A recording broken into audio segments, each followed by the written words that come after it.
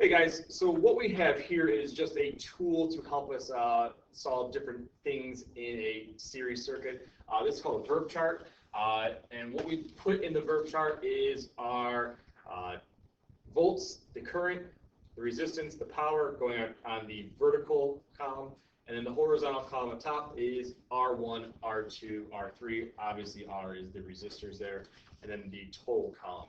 And we're going to use this chart to go ahead and look at this series circuit that has a 6 ohm light bulb, a 6 ohm light bulb with a 12 ohm resistor powered by a 3 volt battery.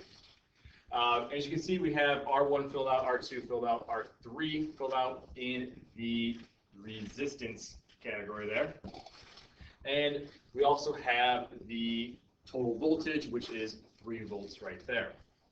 Now, in order to solve anything in this kind of chart, we make sure that we have at least 2 items in our vertical column.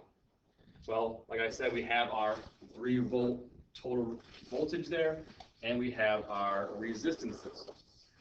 Well, in a series circuit, we know that all we have to do to find the total resistance is add up our resistance of R1, R2, and R3. Well, 6 plus 6 plus 12 is going to be, let's hope you said 24 ohms of resistance right there. Now, like I said a second ago, in order to solve anything, we need at least 2 things in our vertical column, and it just so happens that now we do have 2 things in our total column, so we can go ahead and solve for our current right here in amps. All right. Using Ohm's law of I equals V over R, we can take our voltage over our resistance and solve for the current. It just so happens that if you take 3 divided by 24, you get 0.125 amps. Now, since it's a series circuit and we all know the rules of a series circuit, we know that if we have 0.125 amps here in the total, that every single place along the line is going to be 0.125 amps. So what we can do is very neatly put 0.125 amps for R3, 0.125 amps for R2, and 0.125 amps for R1. Well, now, the nice thing is, as we said twice already now, is that we need 2 things in our vertical column to solve for anything else. Just so happens that now we have 2 things in both vertical columns, all 3 vertical columns for R1, R2, and R3. Let's go ahead and let's solve for the voltage of R1. Once again, using, and let me erase this right here, using I equals V over R. We know the I, we know the R, we can solve for V. I is 0.125, V is unknown, and the resistance is 6 ohms. So we go ahead and cross multiply, we get a voltage of 0.75 for R1. The nice thing about this circuit right here is that R1 and R2 are the same. So if we have 0.75 for R1, we only have 0.75 volts for R2. The next nice thing is that since 12 is twice as much as 6, we can go ahead and know that our voltage for R3 right here is going to be twice as much as R2. So 0.75 times 2 is 1.5 volts. If we want to do that in equation, we can go ahead and do our 0.125 amps equals V over 12, and you get the same thing if you don't believe me, 0.15 volts. All right, almost done. Now, let's go ahead and let's look at our powers down here. Let's solve those. Power is just V times I. Well, if we know the V and we know the I, we can solve for the power at R1. So down here, power is V